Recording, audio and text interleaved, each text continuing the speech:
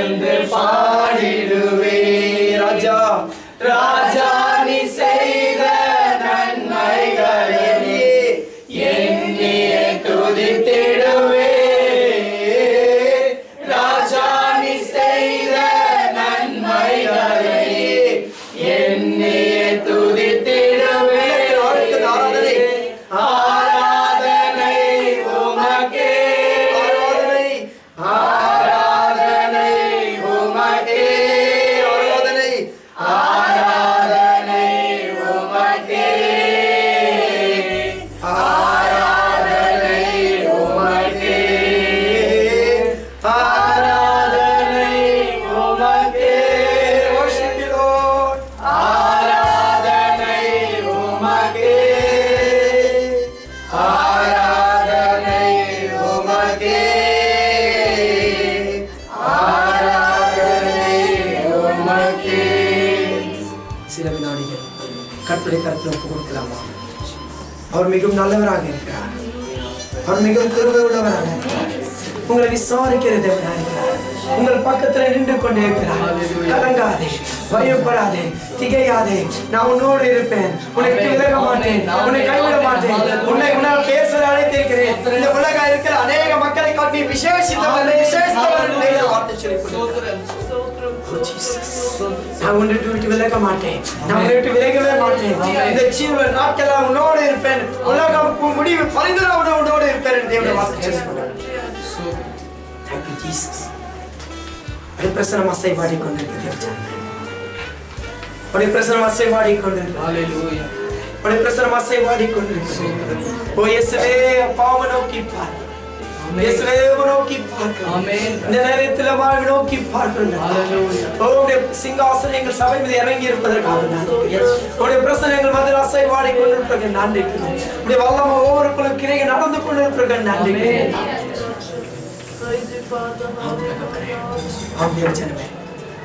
நீங்கள் எந்த நிலைமையில கடந்து வந்திருந்தாலும் சரி, அந்த நிலைமையை ஒரு தூரம் வைத்து விடுங்க.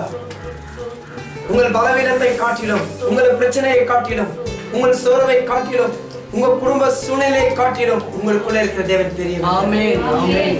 எல்லாவற்றையும் ஜெயிக்க நல்லவராக இருக்கிறார். ஆமென். எல்லாவற்றையும் விடுதலை செய்ய நல்லவராக இருக்கிறார். தானியேலை சிங்கத்தின் குகையில் மீட்ட தேவன் அதே தேவன் உங்கள் மத்தியில் அசைவாடி கொண்டிருக்கிறார். ஓ சாத்ராக் மேஷக் ஆபேத்நேகோவே அந்த அக்னி ஜுவாலை விடுதலை கொடுத்த தேவன் உங்கள் மத்தியில் அசைவாடி கொண்டிருக்கிறார். ஓ தானியேலை சிங்க குகையில் போட்ட ராஜா இரவும் முழுவதுமாக ராம் முழுவதுமாக தூங்காமல் கீத வாக்கினை கேட்காமல் ஒன்று சேர உலாவிக் கொண்டிருக்கிறார். அதிகாலை சூரியன் உதைக்கிற நேரத்தில் இந்த ராஜா ஓடி வர தானியேலே நீ தினமும் ஆராதிக்க தேவனை விடுவித்தாரா என்று கேட்க ஓடி வருகிறார். தானியேல் சொல்லுகிறார், ராஜா நீர் வாழ்க என்று சொல்கிறார். ஆமென். ராஜா நீர் வாழ்க என்று சொல்றார். என் தேவன் எல்லாவற்றிலும் காக்க நல்லவராக. அதே தேவனுடைய வல்லமையுடைய பிரசங்கத்தின் மத்தியில் அசைவாடி கொண்டிருக்கிறது. அதே பிரசங்கம் மத்தியில் அசைவாடி கொண்டிருக்கிறது. ஓ எலியா ஜெபித்த நேரத்தில் அந்த அநேக மக்களுக்கு முன்பாக அதே அக்னி மத்தியில் இறங்கி வந்திருக்கிறது. அவருடைய பிரசங்கம் அசைவாடி கொண்டிருக்கிறது. அவருடைய வல்லமை ஒவ்வொரு தொட்டுக் கொண்டிருக்கிறது. உங்கள் உள்ளத்தில் இருக்கிற பலவீனங்கள் அறிந்திருக்கிறார், சோறு அறிந்திருக்கிறார், கண்ணீர் அறிந்திருக்கிறார், வியாதி அறிந்திருக்கிறார், சகலத்தையும் தேவன் அறிந்திருக்கிற தேவன். Amen. Hallelujah. Thank you Jesus. Oh Jesus. Oh ஸ்தோத்திரம் கர்த்தாவே. உம்மை ஸ்தோத்திரம் கர்த்தாவே. உம்மை உயர்த்துகிறோம் கர்த்தாவே. உம்மை போற்றுகிறோம் கர்த்தாவே. உம்மை ஆராதிக்கிறோம் கர்த்தாவே. ஓ உமக்கு நன்றி கூறுகிறோம் கர்த்தாவே. ஓ நன்றியோடு நன்றியோடு நன்றியோடு நன்றியோடு நன்றியோடு. ஹalleluya hallelujah hallelujah hallelujah hallelujah. உம்முடைய வல்லமை இறங்கட்டும், வல்லமை இறங்கட்டும், வல்லமை ஓர் இறங்கட்டும், வல்லமை இறங்கட்டும். அப்பா அப்படி அக்னி இறங்கட்டும், அக்னி இறங்கட்டும், தேவனுடைய அபிஷேகம் இறங்கட்டும். இந்த தேவ வல்லமை ஓர் இறங்கட்டும், வல்லமை இறங்கட்டும், தேவனுடைய அக்னி இறங்கட்டும், தேவனுடைய அக்னி இறங்கட்டும், தேவனுடைய அபிஷேகம் ஓர் வல்லமையாக இறங்கட்டும், தேவனுடைய அக்னி ஓர் கிரியை நடக்கும்படி என் தேவனுடைய அக்னி ஓர் ஊற்றுங்க, அக்னி ஊற்றுங்க. என் தேவனுடைய வல்லமை ஓரத்தை இறங்கி வரது கர்த்தாவே. ஒவ்வொருவரும் நிரப்புங்க கர்த்தாவே. Thank you Jesus. Thank you Jesus. Thank you Jesus. உமது இரத்தத்தால் என்னை மீட்டி நன்றி இயேசையா. உமது இரத்தத்தால் என்னை மீட்டி நன்றி இயேசையா. உமது அன்பாலே எந்த உள்ளம் கவர்ந்து இனி நான் எல்லாம் நீரே. உன் உந்த அன்பாலே எந்த உள்ளம் கவர்ந்து இனி நான் அல்ல எல்லாம் நீரே என் நேசர் நீர்தானையா நேசிக்கின்றேன் உம்மை நானையா என் நேசர் நீர்தானையா நேசிக்கின்றேன் உம்மை நானையா. ஒருவராய் சேர்ந்து பெரிய அதிசயங்கள் செய்கிற எங்கள் பரலோக நல்ல தந்தை, இந்த அருமையான ஆராதனை கொடுத்திருக்காகவும் நன்றி. நன்றி ராஜா. இந்த ஆராதனைக்குள் உடைய பிரசனம் அசைவானதற்காக நன்றி. நன்றி. சிறிய கூட்டமாக இருக்கிற இந்த சபையில ஒரு பெரிய கூட்டமாக உடைய பிரசனத்தை கொண்டு வந்ததற்காகவும் நன்றி.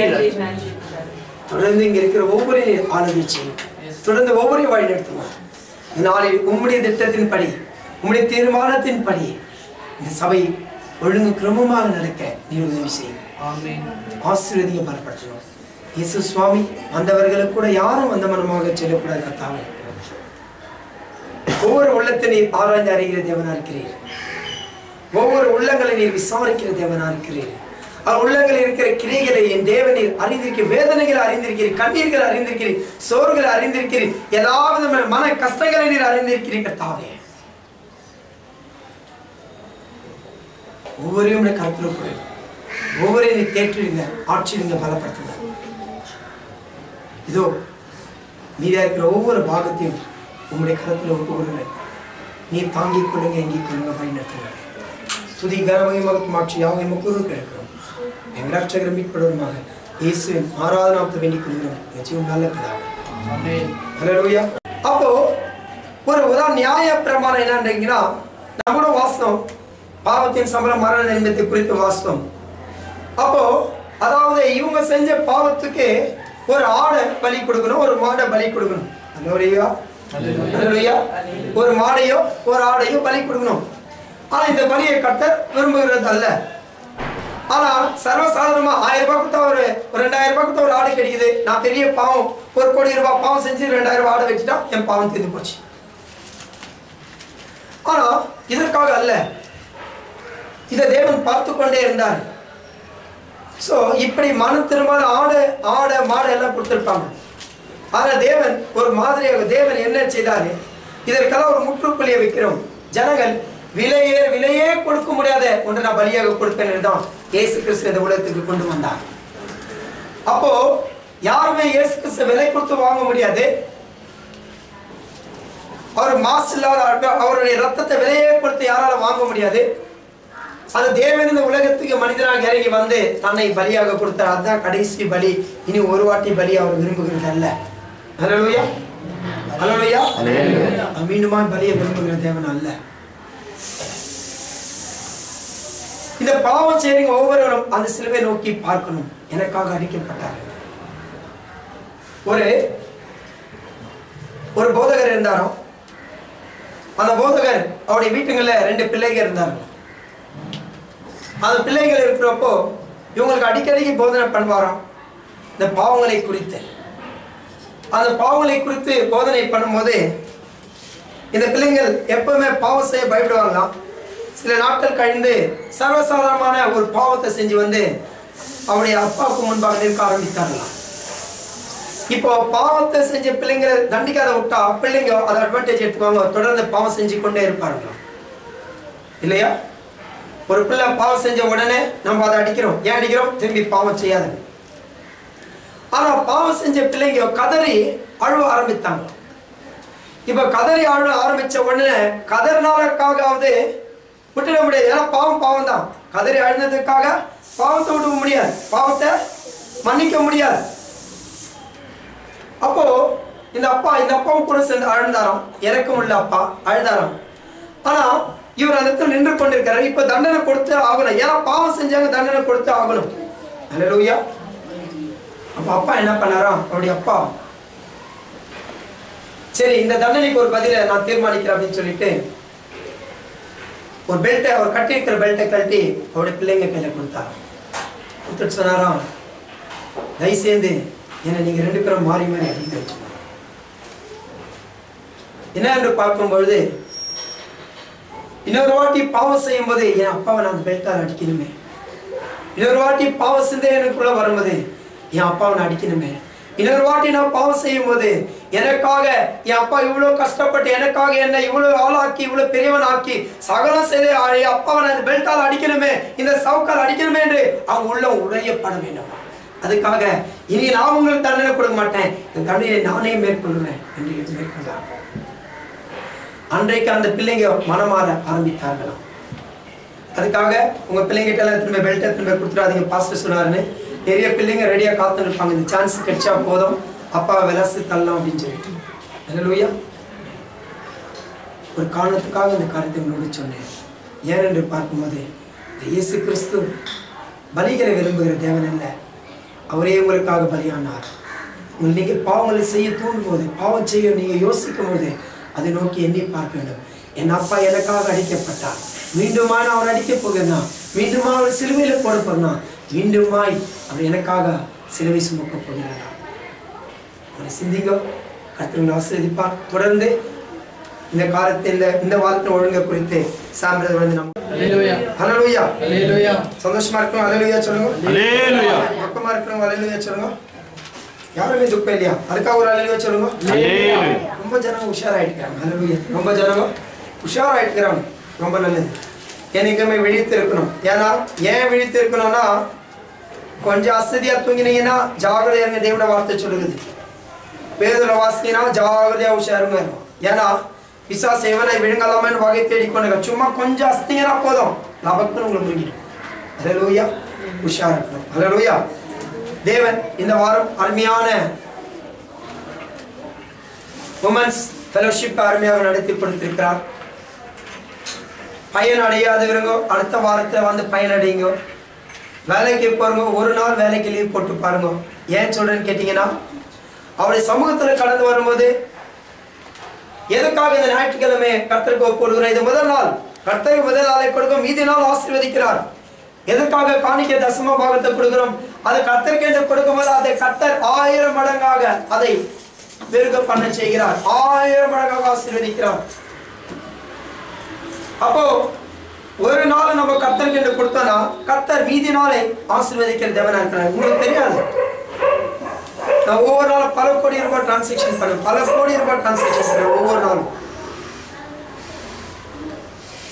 ஆனா ஒரு அவசரமான சூழ்நிலை நான் மைசூர் போக வேண்டிய சூழ்நிலை, நீங்க விசுவாசிக்கணும். என்ன என்னுடைய கார்ல மைசூர் கடந்து சென்றுட்டு இருக்கிறேன். 1 hour பர்மிஷன் சொல்லிட்டு மைசூர் போயிடுக்கிறேன். மைசூர் போயிட்டு வர எத்தனை hour ஆகும்? குறைஞ்சது 3 hour ஆகும் இல்லை? குறைஞ்சது 3 hour ஆகும்.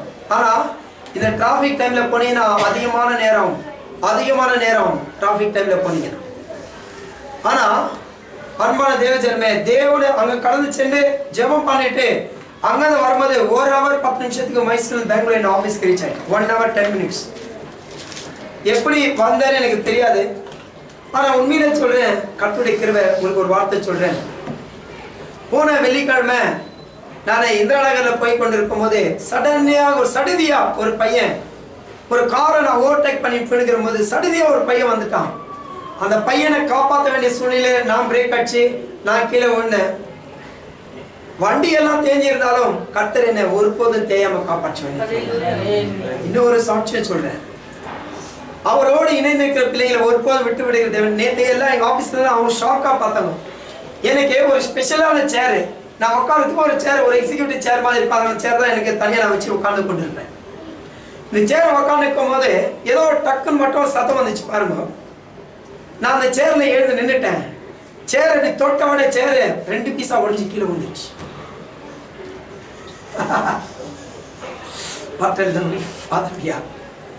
என் கண்ணு எனக்கு ரொம்ப கலங்கிடுச்சு.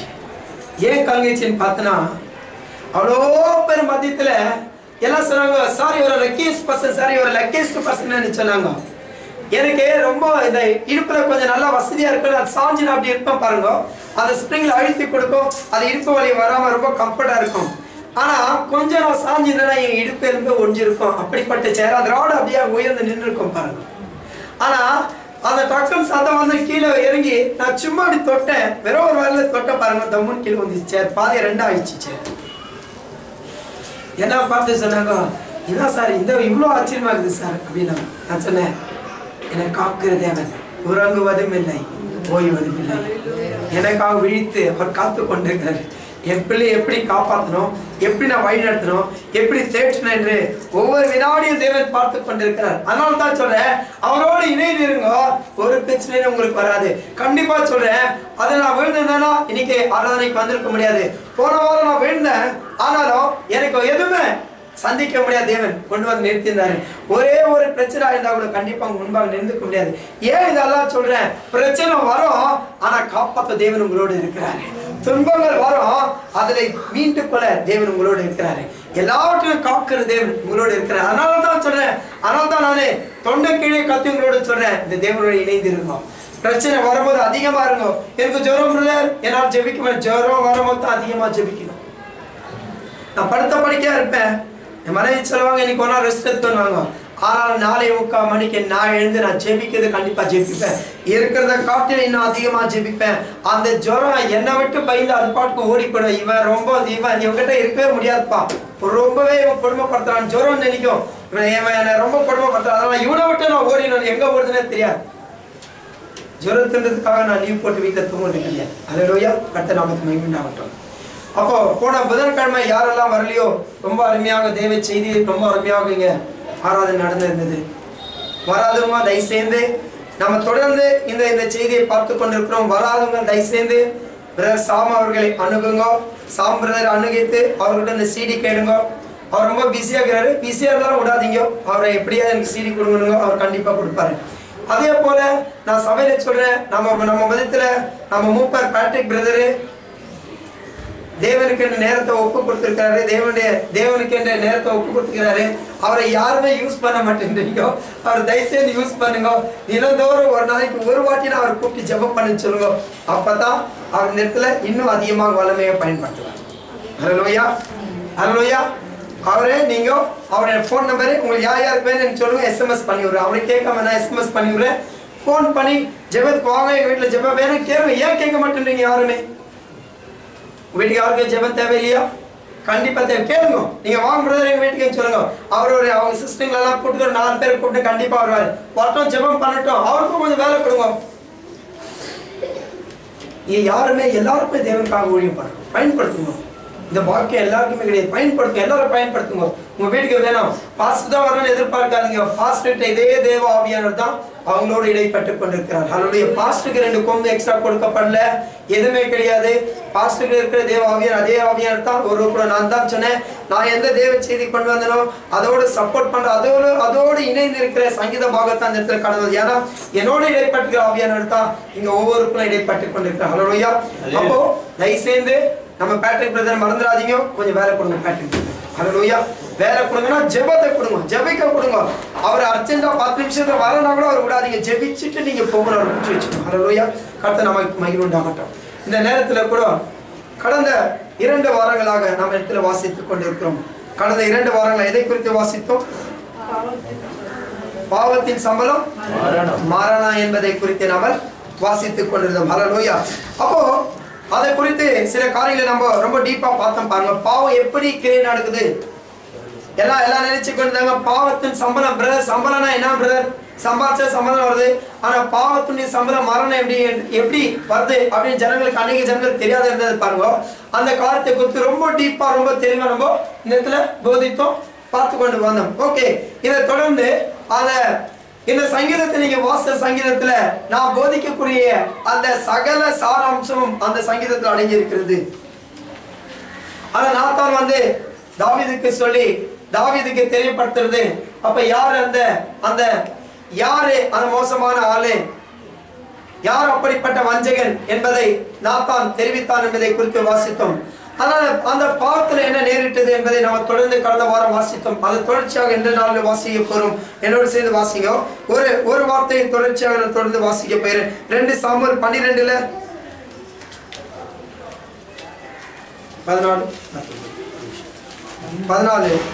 14 வாசிங்க போதும்.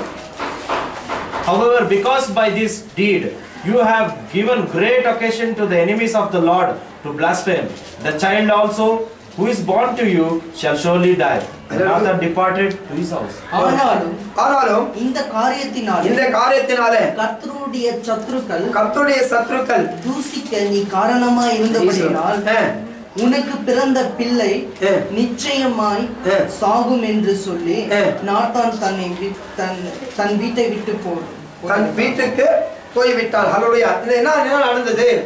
தாவீது, நம்ம ஒரு காரியத்தை பார்த்தோம். தாவீது தன்னுடைய போருக்கு சென்று கொண்டிருக்கிற அந்த போர் வீரனுடைய மனைவியை அவன் இச்சையோடு பார்த்து அதனை தன்னுடைய மனைவியை ஆக்கி கொண்டதுனால அவனை முதலாவது கொலை செய்தான். இரண்டாவது காரியம் பார்க்கும்போது அந்த நாத்தான் என்ற ஒரு ஊழியக்காரர் வந்து இந்த தாவீதுக்கு வெளிப்படுத்துறாரு, நீ எப்படிப்பட்ட காரியங்கள் செய்தால் நீ கர்த்தருடைய சத்துருக்கள் தூஷிக்க பண்ணும்படி, எப்படியே சத்துருங்க பார்த்து ஒரு மாதிரி தவறான காரியம் இப்படிப்பட்ட தவறான காரியம் செஞ்சுட்டா தூஷணம் செய்யும்படி. இப்போ நீங்க தவறான காரியம் பண்ணிட்டீங்கன்னு வச்சுக்கோங்க, நீங்க ஒரு தவறான காரியம் பண்ணீங்க வச்சுக்கோங்க. இப்ப யாரும் சொல்லுவாங்க, உடனே இப்போ டிரைவ் பண்ணுக்கும் போது தவறா ஓட்டிட்டீங்க வச்சுக்கோங்க, அவனை துப்பிட்டு சொல்றீங்க, எவன் அவனுக்கு லைசன்ஸ் கொடுத்தான்னு சொல்றீங்க. ஹல்லேலூயா. இல்லையா? ஓட்டுறவன் இவன், ஆனா எவன் அவனுக்கு லைசன்ஸ் கொடுத்தான், அவனை ஒதுக்கணும் போதும் அப்படின்னு நம்ம சொல்றோம். ஹல்லேலூயா. இல்லையா? கண்டிப்பாவே இல்லையா? ஹல்லேலூயா. அப்போ சில பேர் நல்லா படிக்கலன்னா எவன் அவனுக்கு படிக்க கத்து கொடுத்தான், அவன் என்ன டீச்சர், எப்படிப்பட்ட டீச்சர் அப்படின்னு சொல்றோம். அப்போ நம்முடைய வாழ்க்கையில நம்ம பாவம் செய்யும்போது உன் தேவன் எப்படிப்பட்ட தேவன் என்று தூஷணம் பண்ற அளவுக்கு அந்த இடத்துல வாய்ப்பு வருதான். அதனால சொல்றேன், அந்த விரோதிகள் தேவனை தூஷிக்கும்படியாக நீ காரணம் செய்து கொண்டனால, நீ பேர்பட்ட பாவத்தை செய்தனால உன் பிள்ளை கண்டிப்பாக மரிக்கும் என்று சொன்னார். அந்த மரணத்தை குறித்து நம்ம பார்த்தோம். அந்த மரணம் மூலமாக, அந்த மரிப்பதற்கு முன்பாக தாவீது 7 நாள் கர்த்தருடைய சமூகத்தில் உபவாசத்தோடு இருந்தார் என்று நம்ம வாசித்தோம். அதை தொடர்ச்சியாக வாசிக்க போகிறோம். இப்போ ஒரு பாவத்தின் மித்தம் ஒரு மரணம் சம்பளத்தை நம்ம இடத்துல வாசித்தோம். ஒரு பாவம் மித்தம் ஒரு மரணம், அதே இன்னொரு பாவத்தின் மித்தம் இன்னொரு மரணத்தை நம்ம இடத்துல வாசித்தோம். இப்ப தொடர்ச்சியாக ஒரு பாவம் மித்தம் அடுத்தடுத்து எப்படிப்பட்ட பாவங்கள் மரணம் நேரிடுது வாசிக்க போகிறோம். வாசிக்கிறோடு சேர்ந்து 2 சாமுவேல் 13ஆம் அதிகாரத்துல 1-3 வரை. இதற்கு பின்பு தாவீதின் குமாரனாகிய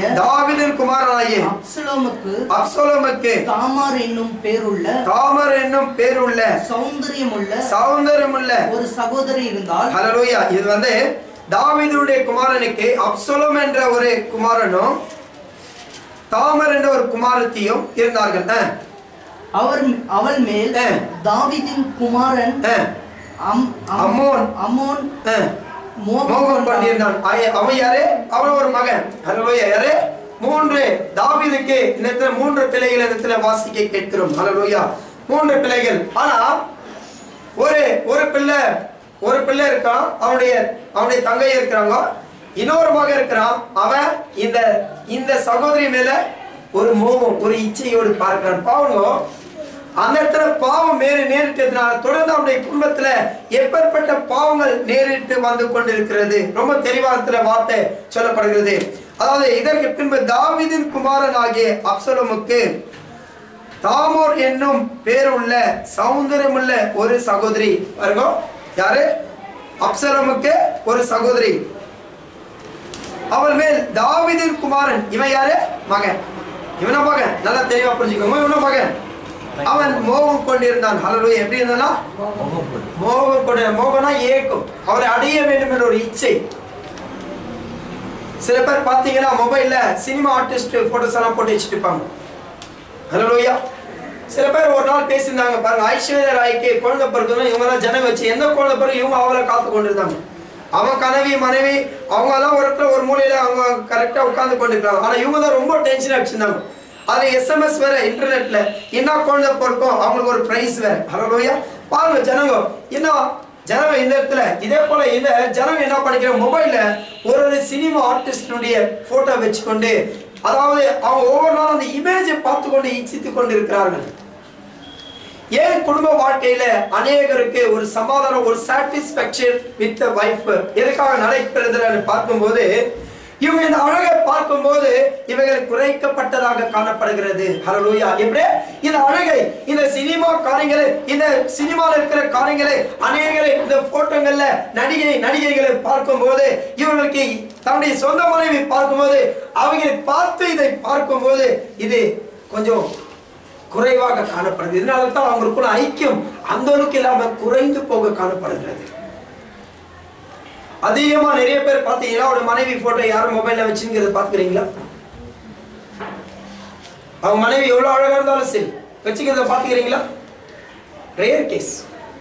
எல்லாம் ஊர்ல இருக்கிறவங்க அநேக சினிமா ஆர்டிஸ்ட் போட்டோ அதை தான் வச்சிருப்பாங்க. அதை வச்சு பார்த்து ரசிச்சு கொண்டிருப்பாங்க ஜனங்க. ஏன் இந்த நாட்களில? ஆனா நிஜ வாழ்க்கையில அவங்கள போய் பாருங்க, உங்க மனைவி பாக்கியவான்கள் என்று சொல்லப்படலாம். ஹல்லேலூயா. உங்க மனைவி பாக்கியவான் என்று சொல்லப்படலாம். அவங்க வாழ்க்கையில இச்சை இருக்கும், அவங்க வாழ்க்கையில சுதந்திரம் இருக்காது, அவங்க வாழ்க்கையில சமாதானம் இருக்காது, அவங்க வாழ்க்கையில நிம்மதி இருக்காது. ஒவ்வொரு நாளும் அநேக சினிமா ஆர்டிஸ்ட் பார்த்தீங்கன்னா தற்கொலையில தான் அவங்க முடிவு நடந்திருக்கும்.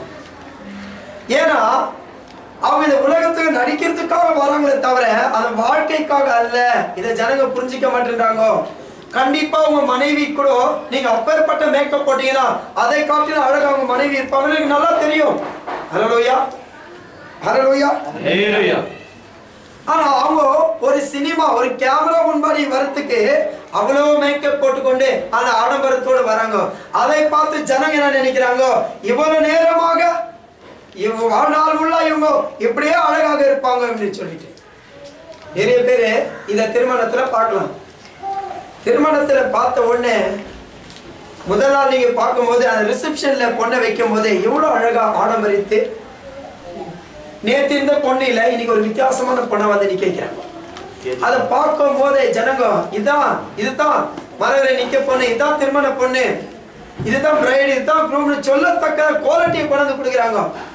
ஆனா அதை ஒவ்வொரு நாளும் அந்த பொண்ணு அதே சுங்க பிடிச்சி அதே வேலை போட்டு எல்லாம் போட்டு தினம் நின்னா கிடையாது பாருங்க. ஹல்லேலூயா. அதை மாற்றம் வருது பாருங்க. மறுநாள் காலையில பார்த்தா அது கையில வேலும் கிடையாது, சுங்கம் கிடையாது, எதுவும் கிடையாது. அதே ஒரு மாற்றம். ஏன்னா அன்னைக்கு நிக்க வேண்டிய சூழ்நிலை ஜனங்க பார்த்த உடனே ஐடென்டிபிகேஷன் பண்ணும். எப்படி இதுதான் கல்யாண பொண்ணு ஐடென்டிபிகேஷன் பண்ணும். அது காரணத்துக்காக அந்த மேக்கப் பண்றாங்க தவிர கண்டிப்பா வாழ்நாளெல்லாம் அந்த மேக்கப்ல இருந்ததுன்னா கண்டிப்பா ஒரு புருஷனும் கல்யாணம் பண்ணிக்க மாட்டாங்க. ஹல்லேலூயா. ஏன்னா அவ்வளவு செலவுக்கு எங்க போகுது? ஒரு மேக்கப் செட்டுக்கு 5000 ரூபாய் 10000 ரூபாய் கேட்கறாங்க. பியூட்டி பார்லர் அந்த திருமணத்துக்கு முன்பாக வந்து நிக்கிறதுக்கு 5000 10000 ரூபாய் கேட்கறாங்க மேக்கப். தினந்தோறும் இவர் சம்பாதிச்சு 5000 10000 ஒரு புத்துணர்வு, நீ நல்லா நின்னுலே இருமான்னா அவ்வளவுதான். அதே போலதான் ஆனா பல லட்சம் ரூபாய் கோடி ரூபாய் செலவு பண்ணி ஒரு சினிமா எடுக்கிறாங்க. அந்த சினிமா எடுக்கிறதுக்கு அவங்க செலவு பண்ணி அந்த காஸ்டியூம்ஸ் போடணும்னே அவ்வளவு செலவு பண்ணிக்கிறாங்க.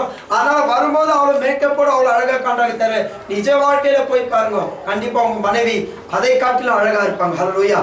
ஆனா ஏன் இந்த இடத்துல இந்த வார்த்தையை சொல்லப்பட்டேன்னு பார்க்கும்போது இந்த இச்சை ஆனது இது ஒரு மோகம் கொண்டிருக்கிறது. எப்படியே கவர் பண்ணுது.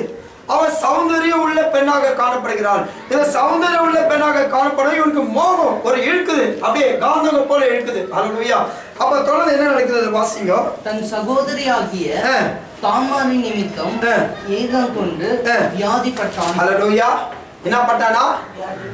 அது மேல ஏக்கம் வச்சுக்கொண்டு, ஹல்லேலூயா, ரொம்ப அதிகமான ஏக்கம். எப்படி அது அடையே தீர வேணும் என ஒரு ஏக்கம் வைத்துக் கொண்டு ஆசை ரொம்ப வியாதியாகப்பட்டான். அநேகர் சில காரியங்களுக்காக வியாதிப்பட்டு இருக்கிறாங்க. ஆனா இவன் தான் சகோதரியை அடைய வேண்டும் என்று, ஹல்லேலூயா, எப்படி தான் சகோதரியை அடைய வேண்டும் என்று ஏக்கம் வைத்துக் கொண்டிருக்கிறான். ஹல்லேலூயா. பாருங்க இந்த இச்சை எப்படி ஆரம்பித்து இருக்கிறது பாருங்க. இந்த தாவீதின் தொடக்கம் தன்னுடைய வித்து அதுக்குள்ள அப்படியே பாய்ந்து கொண்டு வந்து கொண்டிருக்கிறது. இவன் எப்படி உக்கிரையில் நின்று கொண்டு ஒரு போர் வீரனுடைய மனைவியை இச்சிக்க ஆரம்பித்தானோ, இதோ இந்த இடத்துல இவன் பார்க்கும்போது தன் சகோதரியை, சொந்த சகோதரியை பார்த்து இச்சிக்க ஆரம்பித்து தான் ஜோரத்தோடு தன் பலவீனம் வியாதிப்பட்டான் என்று வேதம் சொல்லப்படுகிறது. ஹல்லேலூயா. பாருங்க அந்த வித்து எங்க வரைக்கும் தொடர்ந்து போது பாருங்க. அதான் ஒரு பாவம் செஞ்சாங்க ஜனங்க என்ன நினைக்கிறாங்க, ஒரு பாவம் செஞ்சாங்கன்னா அங்கத்தோட முடிஞ்சு போதுன்னு இல்லை, பாவம் தொடர்ச்சியாக கண்டினியூ ஆகிக்கொண்டே இருக்குது. ஹல்லேலூயா. நான் ஏற்கனவே போன வாரம் அதை குறித்து போதித்தேன் புதன்கிழமை. இந்த பாவம் என்பது அந்த பைப்ல இருக்கிற வாட்டர் பபிள்ஸ் போல நான் உங்களுக்கு ஒரு எக்ஸாம்பிள் கொடுத்தேன். இந்த பபிள்ஸ் எப்படி என்று பார்க்கும்போது, இந்த பாவம் எப்படி என்று பார்க்கும்போது இந்த பபிள்ஸ் போல, இந்த பபிள்ஸ் எப்படி என்று பார்க்கும்போது இந்த பக்கம் நீங்க நின்று கொண்டிருப்பீங்க, இந்த பக்கம் தேவன் நின்று கொண்டிருப்பாரு. அந்த நடுவில் இந்த பாவம் வந்து உங்களை சேராதபடி அந்த இடத்துல தடை போட்டு இருக்கும். ஹல்லேலூயா. நீங்க ஒரு பேட்டரி ஏதாவது இந்த ரிமோட் ஏதாவது வாங்கினீங்கன்னா அதுல ஒரு பேட்டரி வச்சிருப்பான். அந்த பேட்டரிக்கு நடுவுல ஒரு பிளாஸ்டிக் ரேப்பர் நடுவுல கரெக்டா வச்சிருப்பான். என்னன்னு பார்க்கும்போது இந்த கான்டாக்ட்ஸ் ஒன்னோடு ஒன்று இணையாத இருக்காதபடி அது நடுவுல ஒன்னு பேப்பர் வச்சிருப்பான். அதை எடுத்தீங்கன்னா அது ஒர்க் ஆகும், அதை எடுக்கலன்னா கண்டிப்பா ஒர்க் ஆகாது. இதே போலதான் இந்த பாவத்தை எடுத்தீங்கன்னா தேவனோட இணைப்பட்டிருக்கும், எடுக்காதீங்கன்னா அது அப்படியே இன்னைக்கு அது உள்ள வந்து தேவனுக்கு உங்களுக்கு இருக்கிற உறவை துண்டிக்கப்பட்டிருக்கும். இதுதான் பாவம். ஹல்லேலூயா, ஹல்லேலூயா. இங்க நடக்கிற சம்பவம் இதான். இந்த பாவம் அந்த வாட்டர் பபிள்ஸ் வெளியே வர வரைக்கும் அது நடுவில் அப்படியே இருக்குமா. அதாவது இந்த பாவம் அது வெளியே வரணும், வெளியே வராத வரைக்கும் கண்டிப்பா உள்ளவே உலாவிக்கொண்டு எவ்வளவு ஃபோர்ஸா தண்ணி அடிச்சீங்கனாலும் அந்த ரூட்டு வெளியே வர வரைக்கும் அது மத்தியத்துல ரெண்டு தண்ணியை சேராம அப்படியே நடுவில் நின்று கொண்டிருக்குமா. இதே போலத்தான் பாவம். இந்த பாவம் என்பது தொடர்ச்சியாக வந்து கொண்டிருக்கிறோம். அந்த பைப் விட்டு வெளியே வந்த பிற்பாடு தான் அது மாயமாகிறது போல உங்களுடைய வாழ்க்கையும் தன் பாவத்தை விட்டு வெளியே வரும்போதுதான் தேவனோடு இணைக்கப்படுகிறார்கள். ஹல்லேலூயா. அதே போல வாசிக்க போகிறோம். அதே 2 சாமுவேல் 13:10-14 வாசிங்க. அப்பொழுது அம்மோன், அப்பொழுது பாருங்க இதை குறித்து சொல்ற. அப்பொழுது அம்மோன் தாவரை பார்த்து, நான் உன் கையினாலே சாப்பிடும்படிக்கு அந்த பலகாரத்தை அறை வீட்டிலே கொண்டு வா என்றான். அப்படியே தாமார் தான் செய்த பணியாரங்களை அறை வீட்டில் இருக்கிற தன் சகோதரனாகிய அம்மோனிடத்தில் கொண்டு போனான். இதுக்கு நடுவில் இருக்கிற ஒரு சின்ன கதையை நான் உங்களோட சொல்றேன். இப்போ இவன் வியாதியோடு இருக்கிறான்னு சொன்ன பார்த்த உடனே நேரா போயிட்டு தாவீது கிட்ட சொல்ல ஆரம்பிக்கிறாங்க. என்ன சொல்ல ஆரம்பிக்கிறாங்க? உன் மகன் ரொம்ப சிக்காகிறான், ரொம்ப செத்து போற சூழ்நிலை இருக்கிறான்னு. அது நடுவில் ஒருத்தன் வந்து தூத விடுறான். பேரோட சொல்ல எனக்கு விருப்பப்படல. அவர் தான் இதுக்கு ஒரு லிங்க் பண்ற ஒரு பார்ட்டி. ஹல்லேலூயா, ஹல்லேலூயா. அதாவது பாவம் செய்யறதுக்கு சில பேர் உதவியே செய்வாங்க. பாவம் செய்யறதுக்கு சில பேர் உதவியே செய்வாங்க. அவங்களுக்கு பாவம் செய்யறவங்களுக்கும் கண்டிப்பா தண்டனை உண்டு, உதவி செய்யறவங்களுக்கு அதிகமான தண்டனை உண்டு. ஹல்லேலூயா, ஹல்லேலூயா. இவன் உதவி செய்யறான் பாருங்க. என்ன சொல்றா? சரி ஒன்னும் இல்லை, வெரி சிம்பிளான காரியம், ஒரு வேலை பண்ணு, நீ ரொம்ப இப்படி இந்த நிலைமை ஆயிடுக்கிற, ஒரு வேலை பண்ணு அப்படின்னு சொல்லிட்டு தாவீதை வர வைக்கிறாங்க. தாவீது வந்து அந்த இடத்துல பாக்குறாரு. தாவீது வந்து பார்க்கும்போது இவன் ரொம்ப வியாதிக்கும் போது இவன் மகாச்சே இவன் அப்பா கிட்ட ஒரு கேள்வி கேட்கிறான். அப்பா ஒன்னே இல்ல, நம்ம தாமரை அனுப்பு, அது கையில கொஞ்சம் நல்ல வாய்க்கு சுவையான சோறு செஞ்சு கொடுக்கும், அது கையில செஞ்சு சாப்பிட்டா மட்டும் ரொம்ப நல்லா இருக்கும், எனக்கு ரொம்ப வசதியா இருக்கும், ரொம்ப சாப்பிடுறது ரொம்ப சுவையா இருக்கும், தயவுசெய்து அந்த தாமரை அனுப்புங்க. பாருங்க, ஒரு பாவம் சேர்த்து இன்னொருத்தர் ஒரு வசதியான ரூட்டை போட்டுக்கிறேன், எப்படி அது கையால சாப்பிட்ட நீ சுகமடைவேன்னு சொல்லு. அப்ப உங்க அப்பா அனுப்பாரு. சரி உடனே தாவீது என்ன பண்ணாரு? சரி போயிட்டு வியாதியோடு இருக்கிறானே, ஏதோ நாளைக்கு இன்னைக்கு போடுற மாதிரி சுச்சுவேஷன் இருக்கிறானே, சரி இவனுக்கு ஒரு தாமரை அனுப்பலாம்னு சொல்லிட்டு தன் சகோதரி அனுப்புறாரு. யார் அனுப்புறாரு? சகோதரி அனுப்புறாரு.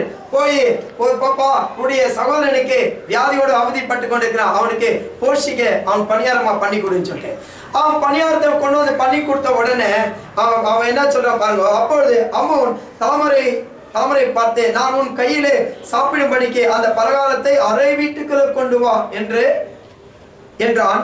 அப்படியே தாமர் தான் செய்த பணியாரங்களை அறை வீட்டுக்குள்ள இருக்கிற தன் சகோதரனை அம்மோனிடத்தில் கொண்டு போனான். இந்த அறை வீட்டுக்குள்ள பார்க்கும்போது சில ரகசியங்களை பேசுவாங்க. அந்த இடத்துல குறிப்பிட்ட நம்பரை தவிர வேற யாரும் வர முடியாது. It's called conference. வேற யாரும் உள்ள என்ட்ரி வர முடியாது, வேற யாரும் உள்ள பர்மிஷன் எல்லாம் வர முடியாது. அவர் அறை வீட்டுக்குள்ள இருக்கிறாரு. உடனே யாரும் ஏதோ ரகசியம் பேசுறாங்க, இல்ல ஏதோ ரெஸ்ட் எடுத்துக்கிறாங்க, இல்ல ஏதோ முக்கியமான கான்ஃபரன்ஸ், அதை தவிர வேற எதுவும் இல்லை, வேற யாரும் நுழைய மாட்டாங்க. இவன் என்ன பண்றான்? ஸ்ட்ரைட்டா கொண்டு போய் இங்க இருந்து நாத்திரி சாப்பாடு கொஞ்சம் ஒரு வேலை பண்ணு, அறை வீட்டுக்குள்ள சாப்பாடு கொண்டு வந்து நாங்க இருக்க அப்படின்னு சொல்லிட்டு கொண்டு போகிறேன். அவன் சாப்பிடும்படிக்கு அவைகளை கிட்ட கொண்டு வந்தேன். அவன் அவளை பிடித்து அவளை பார்த்து, என் சகோதரியே, நீ வந்து என்னுடனே சயனி என்றான். அதற்கு அவள், வேண்டாம் என் சகோதரனே, என்னை அவமானப்படுத்தாதே. இஸ்ரவேலிலே இப்படி செய்யத்தகாது இப்படிப்பட்ட மதிகேடான காரியத்தை செய்ய வேண்டாம். நான் என் வெட்கத்தோடு எங்கே போவேன்? நீயும் இஸ்ரவேலிலே மதிக்கெட்டவர்களில் ஒருவனை போல ஆவாய். இப்போதும் நீ ராஜாவோட பேசு, அவர் என்னை உனக்கு தாராளமாய் தராமல் மறுக்க மாட்டார் என்றார். அவன் அவள் சொல்லை கேட்க மாட்டேன் என்று அவளை பலவந்தமாய் பிடித்து அவளோடு சயனித்து அவளை கற்பழித்தான். ஹல்லேலூயா, ஹல்லேலூயா. இந்த இடத்துல என்ன நாம் சம்பவிக்கிறதை பார்க்கும்போது, அறை வீட்டுக்குள்ள கொண்டு போய் இவரை பலவந்தப்படுத்தி அவரை கற்பழித்தான் என்று வேதம் தெளிவாக சொல்லப்படுகிறது. யாரு? தன்னுடைய சகோதரி. ஹல்லேலூயா, தன்னுடைய சகோதரி, வேற யாரும் கிடையாது. பாருங்க, தாவீதுடைய ஆரம்ப பாவம் அது வேர் கொண்டு முளைத்து இப்படியாக போய்கொண்டே இருக்கிறது நம்முடைய வாழ்க்கையில. ஏன்னா தாவீது ஒரு பாகத்தை தெரியும். எப்படி தெரியும்? தாவீதை தேவன் ஆசீர்வதித்தார், ஆடு மேய்க்கிற அரசனை ஆக்கினார். தேவனுடைய வார்த்தை இத நம்ம கடந்த வாரம் வாசித்த பாருங்க. தேவனுடைய வார்த்தை சொல்லுது, நீ உனக்கு இது பத்தாவதுன்னு கேட்டிருந்தா நான் உனக்கு அதிகமான ஆசீர்வாதத்தை இன்னும் கொடுத்திருப்பேன். நீ போதும் கேட்கிறவனுக்கு ஆசீர்வாதத்தை கொடுத்திருப்பேன். ஆனா இது தவறான காரியத்தை செஞ்சுட்டு நீ இழிவான காரியத்தை செஞ்சு விட்டு இன்னைக்கு கூட அநேகருடைய வாழ்க்கையில இப்படிப்பட்ட காரியத்தை நடந்து கொண்டிருக்கிறது. நோவாவின் நாட்களில் நடந்தது போல இப்பொழுது கூட அநேக இடத்துல அநேக காரியங்கள் இப்படி தவறான காரியங்கள் நடந்து கொண்டிருக்கிறது. தேவஜனமே, தேவனுடைய இரண்டாம் வருகையில் இப்படிப்பட்ட காரியங்கள் நடக்கும், கண்டிப்பா சம்பவிக்கும். அதை காட்டி இன்னும் கொடூரமான சம்பவம் நடந்து கொண்டிருக்கிறது, அநேக இடங்களில் நடந்து கொண்டிருக்கிறது, உங்களுக்கு தெரியாது. ஆனா இந்த இடத்துல தன்னுடைய சகோதரியை பலாத்காரம் பண்ணிக்கொண்டு தன் சகோதரியை கற்பழித்தான் என்று வேதம் தெளிவாக சொல்லப்படுகிறது.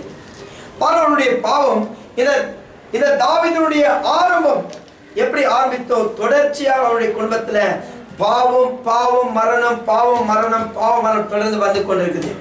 ஓகே, இவன் எப்படிப்பட்ட பாவம் செஞ்சானா? ஓகே, இவனை இந்த பாவத்து மூலியமாக இவன் என்ன ஆகிறான்? அவருடைய வாசிங்க அதே 2 சாமுவேல் 13:22. அப்சலோம் அம்மோனோடு நன்மையாகிலும் தீமையாகிலும் பேசவில்லை. தன் சகோதரியாகிய தாமாரை அம்மோன் கற்பழித்த காரியத்தின் நிமித்தம் அப்சலோம் அவனை பகைத்தான். ஹல்லேலூயா. ஒரு சகோதரன் இவங்கிட்ட எதுவுமே ஷேர் பண்ணிக்கிறதே கிடையாது. என்ன ஷேர் பண்ணிக்கிறது? எந்த நல்ல காரியத்தையும் எந்த கெட்ட காரியத்தையும் எந்த ஆலோசனைகள் எதுவுமே அவன் ஷேர் பண்ணிக்கிறது இல்லை. பாருங்க, ஏன் ஷேர் பண்ணிக்க கேட்டா தன்னுடைய சகோதரியை கற்பழித்தான் என்ற ஒரே காரணத்தினால இவன் பகைக்க ஆரம்பிக்கிறான். அந்த பாவத்து மித்தம் குடும்பத்துல பிரிவினை உண்டாகிறது. அந்த பாவத்தின் மித்தம் சமாதானம் இழந்து போகிறார்கள். அந்த பாவத்தின் மித்தம் அந்த இடத்துல ஒருவரோட ஒரு கசப்பான காரியங்கள் நேரிட ஆயத்தமாகிறது. இல்லதான் பாவம் ரொம்ப மோசமானது. பாவம் செய்யறதுக்கு முன்பாக யோசிக்கணும். என்ன யோசிக்கணும்? இது ஆரம்பம் தான், ஆனா முடிவு பயங்கரமா இருக்கும். இந்த பாவம் எப்பேற்பட்ட பாவம்? இந்த பாவம் அதாவது அப்படியே மேற்கொண்டே போய்கொண்டு இருக்கிறோம். அல்லேலூயா. ஒரே ஒரு பாவத்தை நீங்க ஆரம்பிச்சு பிசாசுக்கு இடம் கொடுத்துட்டீங்கன்னா போதும், பிசாசு அப்படியே உங்களை முழுங்கிடும். ஒரு ஒட்டக கதையை உங்களுக்கு சொன்ன பாருங்க. அல்லேலூயா. ஒட்டக கதையை நான் உங்களுக்கு சொன்னேன். ஒரு ஒட்டகம் என்ன பண்ணிச்சா, ஒரு ராஜா ஒட்டகத்து மேல உட்கார்ந்து போய் கொண்டிருக்காரு. ஒட்டகத்துக்கு மேல போய் கொண்டிருக்கும் போது ரொம்ப வெயிலா இருந்துச்சா. ராஜா ஒரு யோசித்தாராம், சரி ஒரு வேலை பண்ணலாம், தயவுசெய்து உங்க ஒரு கூடாரம் போட்டு வச்சு அந்த கூடாரத்துக்குள்ள நிக்கிறான்னு சொல்லிட்டு கூடாரத்துக்குள்ள உள்ள போய் நினைக்கிற ஒட்டகத்தை வெளியே விட்டாராம். பாருங்க, ஒட்டகம் என்ன பண்ணிச்சா, ராஜா கிட்ட பேச ஆரம்பிச்சான். ஒட்டகம் எப்படி பேசினாலும் கேட்காதீங்க, ஒரு கதை இது. அல்லேலூயா. இது ஒரு கதை. அப்போ ராஜா கிட்ட இந்த ஒட்டகம் பேச ஆரம்பிச்ச. ராஜா நீ உள்ள தனக்கிற உள்ளோ அவ்வளோ இடம் காலியாகுது, நான் தலையை மட்டும் கொஞ்சம் உள்ள விட்டுக்கிட்டாச்சு. அப்ப ராஜா சொன்னா தலை மட்டும் தானே, சரி உள்ள வச்சுக்கோ தலையை அப்படின்னா. அவன் தலையை உள்ள அந்த கூடாரத்துக்குள்ள தலையை வச்சு நினைச்சான் பாருங்க. தலை உள்ள வச்ச உடனே ஒட்டகம் பக்கத்துல ரொம்ப கம்ஃபர்ட் ஆயிடுச்சான் ராஜா பக்கத்துல. அவன் கேட்டான், ராஜா ராஜா இவ்வளோ அடங்குத, 2 காலை கொஞ்சம் உள்ள வச்சுக்கிறேன். ராஜா சொன்னாரு, 2 கால் தானே வச்சுக்க, இன்னும் நிறைய காலையை தாங்க வச்சுக்கோ அப்படின்னா. இன்னும் 2 காலை உள்ள கொண்டாந்து வச்சுச்சான். இன்னும் கொள்ள வச்சு இன்னும் நிறைய காலை இடையமா இருந்துச்சான் பாருங்க. அப்ப ராஜா கிட்ட சொல்ல ஆரம்பிச்சான், மறுபடியும் ஒட்டுங்க, ராஜா இன்னும் நிறைய காலைக்குது ராஜா, தயவுசெய்து மீதியா இருக்கிற இடத்தையும் கொஞ்சம் உள்ள கொண்டாந்து நினைச்சான். அப்ப ராஜா சொன்னார், சரி எப்படியோ காலையா தானே இடம், சரி உள்ள கொண்டாந்துச்சான். உள்ள கொண்டாந்த உடனே ராஜா கொஞ்சம் இடுக்கமாயிடுச்சான். இப்ப ராஜா இந்த ஒட்டகத்தை பார்க்க ஆரம்பிச்சான். ஒட்டகம் கேட்க ஆரம்பிச்சான், ராஜா இவ்வளோ பெரிய உருவம் இதுக்குள்ள வந்துச்சு, இப்ப இந்த சிறிய உருவம் இதுக்குள்ள இருக்கணுமா ராஜா? அப்ப என்ன பண்ணணும்னு கேட்ட ராஜா, கொஞ்சம் நீ வெளியே போயிட ராஜா. ஹல்லேலூயா ஹல்லேலூயா. அப்ப ராஜா வெளியோ ஒட்டகம் உள்ள. இதே தான் பாவம். கொஞ்சம் கொஞ்சமா மூவ் பண்ணி கட்சியில முழு ஆளையும் அந்த பாவத்துல கொண்டு போயிடும். அந்த பரிசுத்தமே இனி காணப்படாது. இது தேவனுக்குள்ள உறவை காணப்பட முடியாது, தேவர் கூட இருக்கிற ஐக்கியத்தை காணப்பட முடியாது. அப்படிதான் அந்த பாவம். கொஞ்சம் தலையை நோடிக்கிற நினைக்கும், அவர் காலை நோடிக்கிற நினைக்கிறோம், அப்ப முழுசா அபகரித்துக் கொள்ளும். அப்ப நம்ம இருக்க மாட்டோம், பிசாசு தான் நம்மளை ஆளுகை செய்திக்கிறோம். இதே தான் தாவீதுடைய வாழ்க்கையில் நடந்த காரியம்னா, தொடர்ச்சியாக பாவம் அந்த குடும்பத்தை ஆளுகை செய்து கொண்டிருக்குது, அந்த குடும்பத்தை மேற்கொண்டு இருக்குது. இதனால குடும்பத்துல சமாதானம் எழுந்து போச்சு, நிம்மதி எழுந்து போச்சு. அந்த இடத்துல கண்ணீர்கள், துக்கங்கள். அதை பார்க்கும்போது அந்த தாமர் சொல்கிறார், நீ என்னை கற்பழித்த காரியத்துல கூட எனக்கு எவ்வளவு துக்கம் ஆகல, ஆனா என்னை வீட்டை விட்டு நீ வெளியே போயிடுச்சு, ஆனா ஒரு வேலைக்கான விட்டு என்னை வெளியே கொண்டு போய் விட்டு, அதனால மனசு ரொம்ப கஷ்டப்பட்டேன். மீண்டும் அந்த கண்ணீர் துக்கம் வருவதை நம்ம பார்த்துருக்கோம். இது ஃப்ரீயா இருக்குமா, நீங்க வீட்டுல போய் வாசிக்கலாம். நமக்கு நேரம் இல்லை, அதனால இதை நம்ம ஒரு பாகத்தை எடுத்துக்கொண்டு வாசித்துக் கொண்டிருக்கிறோம். அப்ப தொடர்ந்து இந்த பாவத்து மித்தம் எப்படி மரணம் சம்பவிக்கிறது வாசிங்க என்னோட சேர்ந்து. அதை 2 சாமுவேல் 13:27-32. அப்சலோம் தன் வேலைக்காரரை நோக்கி அம்மோன் ராட்சரசம் குறித்து கழித்திருக்கும் சமயத்தை நன்றாய் பார்த்திருங்கள், அப்பொழுது நான் அம்மோனை அடியுங்கள் என்று சொல்வேன், உடனே நீங்கள் பயப்படாமல் அவனை கொன்று போடுங்கள். நான் அல்லவோ அதை உங்களுக்கு கட்டளையிடுகிறேன், தினம் கொண்டு தைரியமாய் இருங்கள் என்று சொன்னான். என்ன சொல்றான் இந்த இடத்துல? ஒரு திட்டம் தீர்மானிக்கிறான். தன்னுடைய தங்கை, தன்னுடைய சகோதரி வருத்தத்தோடும் அந்த இடத்துல பலவை கண்ணீரோடு இருக்கும் போது இவன் ஒரு தீர்மானம் போடுறான், இவனை எப்படியாவது கொண்டு போடணும். யாரு? அப்சலோமும் அம்மோனை கொலை பண்ணும். ஒரு சகோதரன் இன்னொரு சகோதரனை கொலை பண்ணும். ஏன்னா பாவத்தின் சம்பளம் மரணம். அப்போ ஒரு பாவத்து மித்தம் இன்னொரு கொலை பண்ண இவன் என்ன பண்றான்? ஒரு தீர்மானம் பண்றான். என்ன தீர்மானம் பண்றான்? ஒரு ப்ரோக்ராம் பண்றான். என்ன ப்ரோக்ராம் பண்ண பார்க்கும்போது இந்த ஆடுகளுக்கெல்லாம் மயக்கத்திருக்கிற சமயம் வரும். அதாவது வருஷத்துக்கு ஒரு வாட்டி ஒரு சீசன்ல கொண்டு போய் ஆடுகளுக்கெல்லாம் முடி வெட்டுவாங்க. ஹல்லேலூயா ஹல்லேலூயா. அதாவது முடின்றதுக்கு தமிழ்ல மயிரன் தான் சொல்லுவாங்க, அது கெட்ட வார்த்தை கிடையாது. ஆனா அதுக்காக கோழிக்கெல்லாம் மயிரெல்லாம் எடுத்து நல்லா சொல்லக்கூடாது. கோழி ரெக்கை. ஹல்லேலூயா. ஒருத்தர் சிக்கன் கடையில போய் சொன்னாராம் பாருங்க. ஹல்லேலூயா. தயவுசெய்து இந்த மயிரெல்லாம் பிடிக்கிட்டு கொடுங்கன்னு சொன்னாராம் பாருங்க. கோழிக்கு இருக்கிறது மயிர் கிடையாது, அதுக்கு ரெக்கை. மனுஷனுக்கு இருக்கிறது மட்டும் தான் மயிறு. அது கெட்ட வார்த்தை கிடையாது, அது சுத்த தமிழ் சொல்லப்படுது. அப்போ இந்த ஆடுகளுக்கு மயக்கத்திக்கிற சமயம் வந்துச்சா பாருங்க. அந்த நேரத்துல இவன் தாவீதோடு போய் சொல்றான், அப்பா நீங்க எல்லாம் வாங்க அப்படின்னு சொல்றான். அப்போ இவன் சொல்றான், அப்சலோம் சொல்றான் தாவீதுக்கு, நீங்க எல்லாம் வாங்க, நம்ம இருக்கிற ஆடுகள்லாம் மயிர் கத்திரிக்கலாம் என்று சொல்லப்படுகிறான். ஆனா தாவீது என்ன நினைக்கிறான்? தாவீது சொல்றான், நாங்க எல்லாம் எதுக்காக உனக்கு நிறைய செல்வோம், வானாப்பா அப்படின்னு சொன்னான். அப்ப நீ ஒண்ணு வராத, அப்சலோம் அனுப்பி விடு, கொஞ்சம் உதவியா இருக்கும் அப்படின்னு சொன்னான். ஹல்லேலூயா ஹல்லேலூயா. யார் அனுப்புறா? அவன் சொல்றான், அப்சலோம் சொல்றான், அம்மோனை அனுப்பிச்சு விடு, எனக்கு கொஞ்சம் உதவியா இருக்கும். ஹல்லேலூயா. அம்மோனை அனுப்பிச்சு விடு, எனக்கு உதவியா இருக்கும். இவன் எதுக்காக உதவி கேட்கிறான்? எதுக்காக இவனை எதிர்பார்க்கிறான்? பாருங்க தொடர்ந்து அதுல வாசிங்க.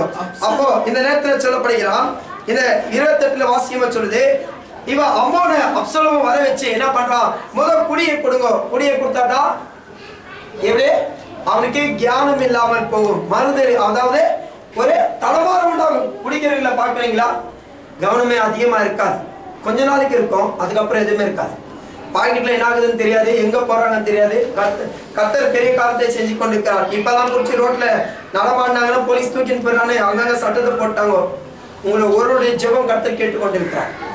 முக்கியமான அநேக கிரியைகள் நடந்து கொண்டிருக்கிறது. குடிகளெல்லாம் பார்ப் ஷாப்பெல்லாம் நம்ம 3 நாள் ஜெபிச்சு கொண்டிருக்கோம். யார் குடிச்சு விழுந்துக்கிறாங்களோ அவங்க போலீஸ் தூக்கி போற சட்டம் போட்டாச்சு. இனிமே யாரும் விழுந்து ரோட்ல விழுந்து இருக்க முடியாது, தூக்கி போயிடுறாங்க. அதே பேர் குடிச்சிட்டு வண்டி ஓட்டினாலும் குடிச்சிடறாங்க. ஏன் குடிச்சிட்டு ஏன் குடிச்சாலும் குடிச்ச பிற்பாடு அவங்களுக்கு என்ன செய்யறாங்கன்னு தெரியாது. இந்த குடி இவங்களை ஆளுகை செய்யுது, இந்த போதை இவங்களை ஆளுகை செய்யுது, இந்த ஸ்பிரிட் உள்ள போய் அவங்களை வேற மாதிரியாக நடக்க செய்யுது. இந்த இடத்துல இந்த அப்சலோம் சொல்றான், அம்மோனுக்கு நல்ல திராட்சை ரசத்தை கொடுங்க, அவன் நல்லா குடிச்சு வெறி கொண்டிருக்கிற நேரத்துல அவனை அடி சொல்வேன், அவனை அடிச்சு நீங்க சாகடிச்சுங்க. ஹல்லேலூயா. வாசிங்க தொடர்ந்து. அப்சலோம் கற்பித்தபடியே அப்சலோமின் வேலைக்காரர் அம்மனுக்கு செய்தார்கள். அப்பொழுது ராஜகுமாரர் எல்லோரும் எழுந்திருந்து அவரவர் தம் தம் கோவேறு கழுதையின் மேல் ஏறி ஓடி போனார்கள். அவர்கள் வழியில் இருக்கிற போது அப்சலோம் ராஜகுமாரரை அல்லாமல் அடித்து கொன்று போட்டான். அவர்களில் ஒருவரும் மீதி இருக்கவில்லை என்கிறதாய் தாவீதுக்கு செய்தி வந்தது. அப்பொழுது ராஜா எழுந்திருந்து தன் வஸ்திரங்களை கிழித்துக் கொண்டு தரையிலே விழுந்து கிடந்தான்.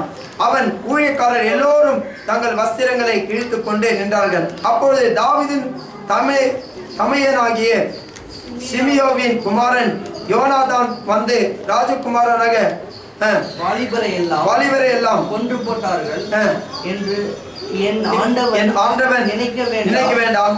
அம்மோன் மாத்திரம் செத்து போனான். அவன் தன் சகோதரியாகிய தாமாரை கற்பழித்த நாள் முதற்கொண்டு அது அப்சலோமின் நெஞ்சிலே இருந்தது. ஹல்லேலூயா. இந்த இடத்துல ஒரு சகோதரன் போய் இன்னொரு சகோதரனுக்கு ஒரு தீர்மானம் போடுறான். இப்படி இவனுக்கு குடியை கொடுத்துட்டு நல்லா போதை இருக்கும் போது இவனை வெட்டுங்களான்னு சொல்லிட்டு ஒரு தீர்மானம் பண்ணிட்டு அவனை கொண்டு போய் அந்த சூழ்நிலையில அதே போல குடியை கொடுத்து அவனை வெட்டுறாங்க. ஏன் இதை பார்க்கணும், இது ஏன் இதை உங்களோடு பகிர்ந்து கொண்டு பார்க்கும்போது ஒரு பாவத்தின் சம்பளம் மரணம் என்பதை இந்த இடத்துல நிரூபித்து காணப்படுகிறது. ஹல்லேலூயா. ஹல்லேலூயா. அந்த இடத்துல தாவீது ஒரு பாவத்தை செஞ்சான். அந்த தாவீது பாவத்தை செஞ்ச நிமித்தம் அவனுடைய கணவன் அந்த இடத்துல மரிக்கப்பட்டார். ஹல்லேலூயா. இந்த இடத்துல அம்மோன் பாவத்தை செய்கிற நிமித்தம் இந்த இடத்துல மரிக்கப்படுகிறான். அப்போ ஒரு பாவத்தின் சம்பளம் மரணம் கண்டிப்பா உண்பது. ஹல்லேலூயா. இந்த வேதம் தெளிவாக பேசப்படுகிறது. அதே போல ஓகே, இந்த இடத்துல அப்சலோம் இவ்வளோ காரியங்களை பண்ணானா, அப்சலோம் என்ன ஆகிறான்? தொடர்ந்து வாசிங்க என்னோட சேர்ந்து. அதே 2 சாமுவேல் 18:14-15. ஆதலால் யோவாப் நான் இப்படி உன்னோட பேசி தாமதிக்க மாட்டேன் என்று சொல்லி தன் கையிலே 3 வல்லையங்களை எடுத்துக்கொண்டு அப்சலோம் இன்னும் கர்வாலி மரத்தின் நடுவிலே உயிரோடு தொங்குகையில் அவைகளை அவன் நெஞ்சிலே பூட்டினான். அப்போது யோவாபின் ஆயுததாரிகளாகிய 10 சேவகர் அப்சலோமை சூழ்ந்து அவனை அடித்து கொன்று போட்டார்கள். இதுல நம்ம சம்பவிக்கிற ஒரு சின்ன கதையை உள்ள அடங்கி இருக்கிற ரகசியங்களோடு வெளிப்படுகிற பாருங்க. நடக்கிற சம்பவம் என்ன நடக்குது? இந்த அப்சலோம் தாவீதுக்கு விரோதமாக எழும்ப ஆரம்பிச்சிட்டான். தன்னுடைய அப்பனுக்கு விரோதமாகவும் ஜனங்களை கூட்டி சேர்த்து அப்பனுக்கு விரோதம் அப்பனை தொத்திட்டு போயிருக்கிறான். எப்படி கொலை பண்றதுக்காக அப்பனுக்கு விரோதமாக தொத்தி அப்பன் ஓடுறான் எல்லாத்துக்கும் ஓடுறான். அப்பனையும் கொலை பண்ண முயற்சி பண்ண ஆரம்பிக்கிறான். எல்லா சூழ்நிலை முயற்சி பண்ண ஆரம்பிக்கிறான். ஆனா நடக்கிற சம்பவம் என்ன? ஒரு பக்கம் தாவீதுடைய ஆட்கள், ஒரு பக்கம் அப்சலோமுடைய ஆட்கள். ஹல்லேலூயா. 2 பேரும் ஒரு இடத்துல கூடி வருகிறது. என்ன இருக்கு வந்து இவன் இந்த காலையில போயிருக்கும் போது அந்த ஒரு இதுல மாட்டிக்கொண்டு அதை எதுல மாட்டிக்கொள்றோம்? இது தெளிவாக சொல்லுது. என்னது? கர்வாரியின் மரத்தில நடுவில உயிரோடு தொங்கி அப்படியே மாட்டி கீழே தொங்கி கொண்டிருக்கிறான். தொங்கி கொண்டிருக்கும் நேரத்துல பார்க்கும்போது இந்த தாவீதுடைய ஜனங்க போய் அவன் என்ன பண்றாங்க? அவனை வெட்டி அவனை சாய்க்கிறான். இந்த ஒரு கொலை இவன் ஒரு கொலை செஞ்சானா இன்னொரு கொலை நடக்க போகுது பாருங்க. ஒரு பாவத்தின் நிமித்தம் தொடர்ந்து அடுத்து அவர்கள் குடும்பத்துல மரணம் கற்பழிப்பு என்பதை தொடர்ந்து அவர்கள் குடும்பத்தில் நடந்து கொண்டிருக்கிறது. ஏன் என்று பார்க்கும்போது இந்த பாவத்தின் மித்தம் கண்டிப்பா சம்பளம், பாவத்தை செய்கிற அதனுடைய சம்பளம் மரணம் என்பதை தெளிவாக காணப்படுது. ஹல்லேலூயா, ஹல்லேலூயா. பாவத்தின் சம்பளம் மரணம், அது எந்த சந்தேகமே கிடையாது. ஹல்லேலூயா. அதனால தேவனுடைய வார்த்தை சொல்கிறது. அதே வாசிங்க என்னோட சேர்ந்து பாருங்க. 1 யோவான் 1:9 அதுல வார்த்தை என்ன சொல்லப்படுது வாசிங்க.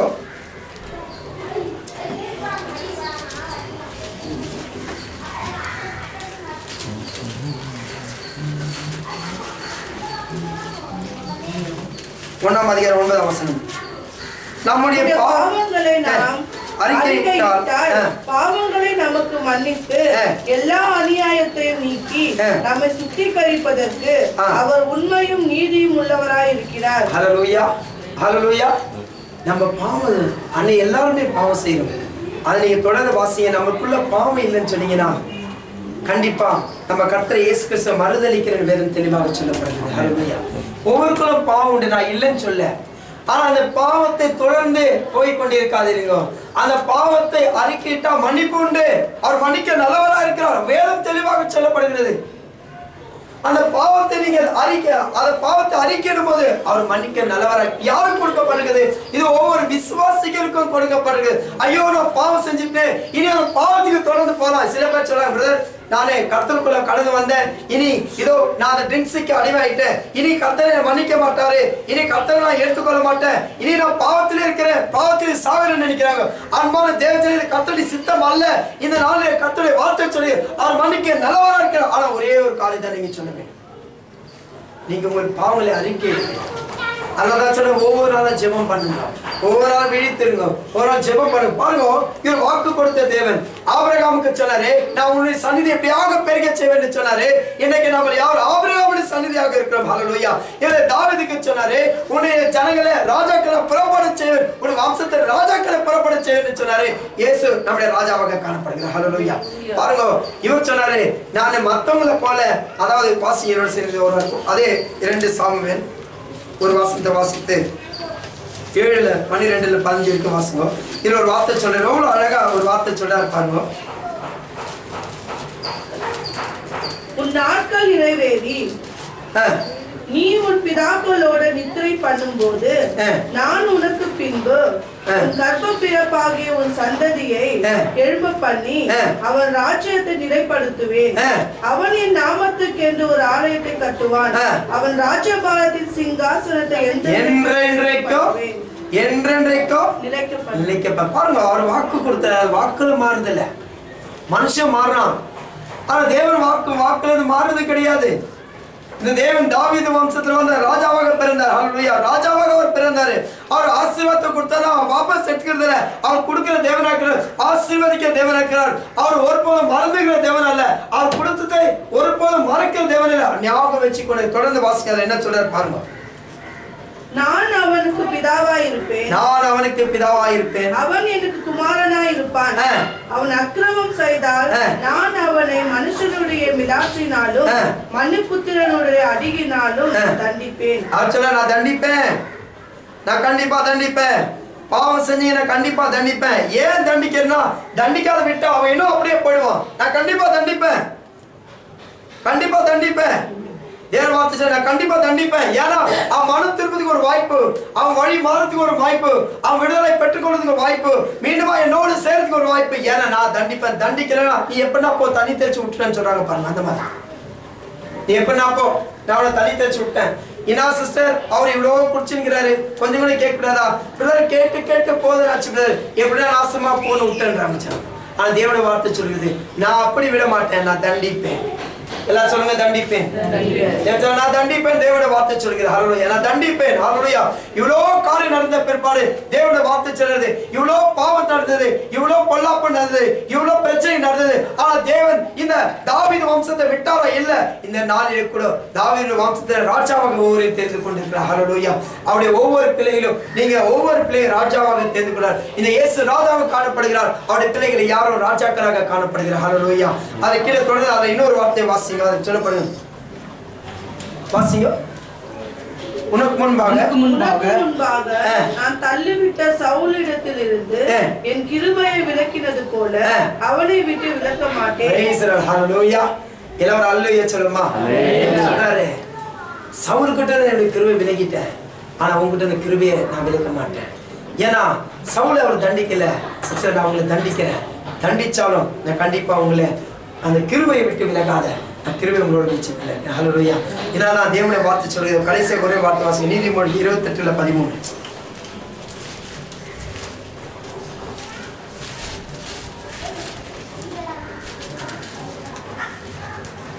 தன் பாவங்களை மறைக்கிறவன் வாழ்வடைய மாட்டான். அவைகளை அறிக்கை செய்து விட்டு விடுகிறவனோ இரக்கம் பெறுவான். ஹல்லேலூயா. என்ன பெறுவானா? இரக்கம் பெறுவான். தன்னுடைய பாவங்களை மறைக்கிறவன் வாழ்வடைய மாட்டான், அதை அறிக்கையிட்டு விட்டு விடுகிறவனோ இரக்கம் பெறுவான். தேவனுடைய வார்த்தை ரொம்ப தெளிவாக சொல்லப்படுது. ஹல்லேலூயா. அப்போ எப்படியா இரக்கம் பெறுவார்கள்? ஹல்லேலூயா. அந்த பாவத்தை தொடர்ந்து செய்து கொண்டிருக்கிறீர்களா, பாவத்தின் சம்பளம் மரணமாக காணப்படும். ஹல்லேலூயா. பாவத்தினுடைய சம்பளம் மரணமாக காணப்படும். அப்போ நாம் ஏற்கனவே வாசித்தோம், முதலாவது பாவத்தின் நிமித்தம் இந்த தேவோடு இணைந்திருக்கிற அந்த ஆவினால் துண்டிக்கப்படுகிறது. இதே தான் ஆதாமுடைய காலத்தில் நடந்தது. எப்படி நடந்தது? அவர்கள் பாவத்தினால் தேவனோடு இருக்கிற உறவை இழந்தார்கள், தேவனோடு இருக்கிற ஐக்கியத்தை இழந்தார்கள், தேவனோடு பேசிக் கொண்டிருக்கிற அந்த நட்பை அவர்கள் இழந்தார்கள், தேவனோடு பட்டிருக்கிற அன்பை இழந்தார்கள். முதலாவது ஆவிக்குள்ள மரணம் உண்டாகிறது. இரண்டாவது மரணம் எப்படி என்று பார்க்கும்போது, பாவத்தின் சம்பளம் மரணம் என்பதை பார்க்கும்போது, இரண்டாவது சம்பளம் தன்னுடைய சரீரத்தில் காணப்படுகிறது. தோல்விகள் நேரிடும், துன்பங்கள் நேரிடும், கஷ்டங்கள் நேரிடும், சமாதானமே இருக்காது, என்ன சம்பாதிச்சாலும் நிம்மதி இருக்காது, என்ன காரியம் செய்தால் வீட்டில் ஒரு சந்தோஷம் இருக்காது, ஒரு சமாதானம் இருக்காது, எங்க போனால் தோல்வி தோல்வி தோல்வி தோல்வி, ஜெயம் இருக்காது, எந்த இடத்தில் கடந்துச்சுன்னா வியாதி பலவீனம், எந்த இடத்துல சோர்வை காணப்படும். ஏனென்று பார்ப்பது, இது இரண்டாம் மரணம் எப்படி மாமிசத்தில் மரணமாக காணப்படுகிறது. ஹல்லேலூயா. இதனால்தான் பாவத்தின் சம்பளம் ரோமர் 6:23 சொல்லப்படுகிறது, பாவத்தின் சம்பளம் மரணம் என்று. இந்த பாவத்தை தொடர்ந்து மறந்து கடந்து செல்லப்படுற மரணம் உடனே நேரிடுகிறதா? கண்டிப்பா நேரிடுகிறது. எப்படி நேரிடுகிறது? உடனே தேவனோடு இருக்கிற உறவு துண்டிக்கப்படுகிறது. ஒருவன் தேவ ஆவியில் இல்லாமல் இருந்தால் அவன் ஜீவனோடு இருப்பதை காட்டிலும் ஜீவனை இல்லாமல் இருப்பதை நலமாக காணப்படுகிறது. ஹல்லேலூயா. தேவனோடு உறவு இல்லாமல் போனால் அவன் வாழ்வதே பிரோஜனம் இல்லாத வாழ்க்கையாக காணப்படும். ஆனால் தான் முதலாவது தேவனோடு இருக்கிற ரிலேஷன்ஷிப் கட்டாவது. இரண்டாவது காரியம், தனக்குள்ள இருக்கிற சரீரத்துல ஒவ்வொரு இந்த உலக வாழ்க்கையிலே ஒவ்வொரு தோல்வி காணப்படும். இந்த தோல்வி காணப்படக்கூடாது என்றால், இந்த ஆவிக்குரிய வாழ்க்கையில தோல்வி காணப்படக்கூடாது என்றால், இந்த மரணத்தை நீங்கள் இந்த மரணத்துக்குள்ள கடந்து செல்லக்கூடாது என்றால், இந்த நாளிலே முழங்கால் படித்து ஜெபிப்பீர்களால் கர்த்தர் உங்கள் விடுதலை செய்ய நல்லவராக இருக்கிறார். நீதிமொழிகள் 28:13 வாசிக்கும் போது தேவனுடைய வார்த்தை சொல்லப்படுகிறது, தன் பாவத்தை மறைக்கிறவன் வாழ்வடைய மாட்டான், அதை அறிக்கையிட்டு விட்டு விடுகிறவன் இரக்கம் பெறுவான் என்று.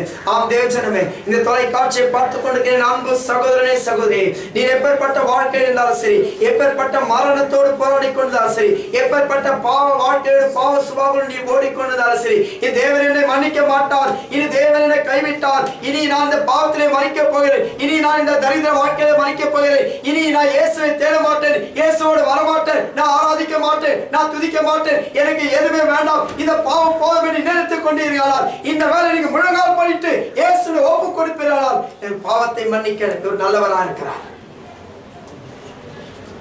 நாம் தேவஜனமே, வார்த்தை சொல்கிறது, பாவத்தை மறைக்கிறவன் வாழ்வடைய மாட்டான், அதை அறிக்கையிட்டு விட்டு விடுகிறனோ இரக்கம் பெறுவான் என்று. உங்களிலே எப்பேற்பட்ட காலத்தை நீங்கள் தீர்மானம் எடுத்துக் கொண்டிருக்கிறீர்கள்? உங்கள் வாழ்க்கையில் எதை நீங்கள் செலக்ட் செய்ய போகிறீர்கள்? எந்த காலத்தை நீங்கள் எடுத்துக்கொள்ள போகிறீர்கள்? பாவத்தை அறிக்கையிட போகிறீர்களா? இரக்கம் பெற போகிறீர்களா? அல்லது பாவத்தை மறைக்கிற வாழ்வடைய மாட்டான் என்று சொல்லுகிறோம், வாழ்வை அடையாதவரை நீங்கள் தெரிந்து கொள்ள போகிறீர்களா? எதை தெரிந்து கொள்ள போற நீங்கள் ஒரு தீர்மானத்துக்கு வாருங்க. தேவனுடைய கருத்தில் உங்களை யாவரையும் ஒப்புடுகிறேன். ஆம் தகப்பனே, அப்பா, இந்த வேலையில மாய்க்கூட கத்தாவே, உங்களுடைய கருத்தைகளை ஒப்புடுவாங்க கத்தாவே.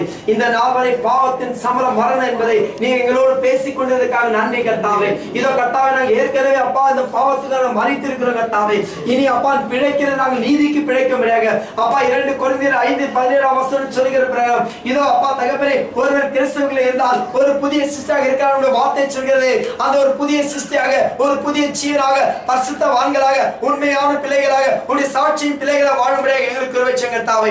எங்கள் பாவ சுபாவங்கள் மறையட்டும் கர்த்தாவே. எங்களுடைய அப்பா பாவ சிந்தைகள் ஒழியட்டும் கர்த்தாவே. எங்கள் பாவ இச்சைகள் மறையட்டும் கர்த்தாவே. எங்கள் பாவக்குரிய ஒவ்வொரு கால யாரையும் இயேசு நாமத்தில் எங்களை விட்டு விலகி ஓடட்டும் கர்த்தாவே. நாங்கள் பரிசுத்தமான வாழ்க்கை வாழும்படியாக கிருபை செய்யுங்க கர்த்தாவே. வாழ்கிறது ஒரே சிறிய வாழ்க்கை கர்த்தாவே, அதுல உமக்கென்று வாழும்படியாக கிருபை செய்யுங்க. உடைய கருத்தில் எங்களை யாரையும் ஒப்பு கொடுக்கிறேன். போதும் கர்த்தாவே, இந்த நாள் வரை நாங்கள் வாழ்ந்த பாவ சிந்தை போதும் கர்த்தாவே. ஓ, இந்த நாள் வரை நாங்கள் வாழ்ந்த அப்பா தகப்பனே, அப்பா பாவமான சுபாவங்கள் போதும் கர்த்தாவே. இந்த உலக இச்சைகள் போதும் கர்த்தாவே. இந்த உலக ஆடம்பரங்கள் போதும் கர்த்தாவே. இந்த உலக ஆசைகள் போதும் கர்த்தாவே. அப்பா, இந்த உலகத்தில் இருக்கிற அப்பா தகப்பனே அழிந்து போகிற அப்பா இந்த பணத்தின் ஆசைகளுக்கு போதும் கர்த்தாவே. அப்பா, இந்த உலகத்தின் இச்சைகள் மாமிச சிந்தைகள் போதும் கர்த்தாவே. இந்த உலகத்தில் இருக்கிற எல்லா விதமான பொல்லாப்பின் கிரைகள், வெறிகள், கோபங்கள், அகங்காரம், எங்கள் கொடுக்கிற பாவ சுபாவங்கள் ஒவ்வொன்றையும் இந்த இயேசு நாமத்தில் அவங்க யாவை எடுத்து அப்பா பாதாள கதை திறல் போட்டு முடிவிடும் கர்த்தாவே. உமக்கென்று வாழும்படியாக, இந்த சாட்சிகளாக வாழும்படியாக இந்த நாளில் ஒப்பு கொடுக்கிறோம் கர்த்தாவே. இந்த கல்வாரி ரத்தத்தால் எங்களை கழுவுங்க. உமது ரத்தத்தால் என்னை மீட்டீர், நன்றி ஏசையா. உமது ரத்தத்தால் என்னை மீட்டீர், நன்றி ஏசையா. உந்தன் அன்பாலே எந்தன் உள்ளம் கவர்ந்து இனி நான் அல்ல எல்லாம் நீரே.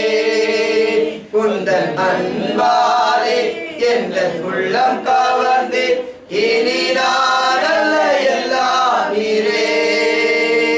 என் நேசர் நீதானையா, நேசிக்கின்றேன் உம்மை நானையா. என் நேசர் நீதானையா, நேசிக்கின்றேன் உம்மை நானையா. துன்பமோ துயரமோ வேதனையோ எதுவும் பிரிப்பதில்லை. துன்பமோ துயரமோ வேதனையோ உம்மை விட்டு பிரிப்பதில்லை. உயிர் உள்ளவரை உம்மை நான் நேசிப்பேன், இனி எதற்கும் நான் அடிமைப்படேன். உயிர் உள்ளவரை உம்மை நான் நேசிப்பேன், இனி எதற்கும் நான் அடிமைப்படேன். என் நேசர் நீதானையா, நேசிக்கின்றேன் உம்மை நானையா. என் நேசர் நீதானையா, நேசிக்கின்றேன் உம்மை நானையா. ஆம் தகப்பனே, எங்களுக்காக நீர் அடிக்கப்பட்டிருக்கிறாய். எங்களுடைய பாவங்களுக்காக நீர் நெருக்கப்பட்டீர். எங்களுடைய மீறுதலுக்காக அந்த ஆணிகளை நாங்கள் கண்ணோக்கி பார்க்கிறோம். அந்த கல்வாரி சிலுவை எங்கள் மேல் உள்ள ஆக்கினை தீர்ப்பை நீர் எடுத்துக் கொண்டிருக்கிறாய். நாங்கள் அடிக்க வேண்டிய அந்த சிலுவை நீர் அடி வாங்கினீர் கர்த்தாவே. நாங்கள் ஜீவனை கொடுக்க வேண்டிய அந்த சிலுவை நீர் ஜீவனை கொடுத்தீர் கர்த்தாவே. எங்களுக்காக அப்பா நாங்கள் சதையில் கிழிக்க வேண்டிய நேரத்தில் அப்பாவுடைய சதையிலே எங்களுக்காக நீர் கிழிக்கப்பட்டீர் கர்த்தாவே. அப்பாவுடைய ரத்தத்தை நோக்கி பார்க்கிறோம் கர்த்தாவே. இந்த நாள் வரை கர்த்தாவே நாங்கள் வாழ்ந்த பாவ வாழ்க்கை போதும் கர்த்தாவே. பாவ சிந்தைகள் போதும் கர்த்தாவே. பாவ சுபாவங்கள் போதும் கர்த்தாவே. இனி வாழ்கிற நாள் அல்ல, எங்களுக்குள் இயேசுவே வாழ்கிறார் என்பதை நாங்கள் புரிந்து கொண்டு உமக்கு உகந்த பாத்திரமாக வாழ கிருபை செய்யும். ஆமென். இந்த காலத்தில் ஒப்புடுகிறோம். ஒரு புதிய சிருஷ்டியாக உங்களுடைய சாயலை தரித்துக் கொண்டு எங்கள் அநேகர் பார்க்கும்போது அப்பா உங்களுடைய சாயல் நாங்கள் பார்த்தோம் என்பது அநேகர் சாட்சி கொடுக்கும்படியாக எங்கள் வாழ்க்கையை மாற உதவி செய்யும்.